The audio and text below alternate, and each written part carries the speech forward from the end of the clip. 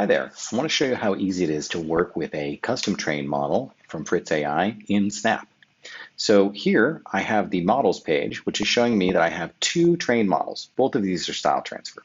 And the options that I have for downloading are the model itself or the Lens Studio project. So in this case, we're going to use the Lens Studio project. I'll click download. It will give me some information about the project. And when the project is prepared, it'll give me an option to save the file. It's also telling me here that there's more information in the README file, which is going to be in that project archive. This looks good, so I'll click download. Once the project file is done downloading, you can unzip it and take a look around. So here we have the Fritz template folder, and we have a Fritz template ls project file, which will open in Lens Studio, and we'll do that in just a moment. But inside the public folder here, we have the trained model, and we have a README. That README will tell you a bit more about the configuration steps that we're about to take next. But let's go ahead and open the Fritz project template file. Once that's open in Lens Studio, you'll see a screen like this.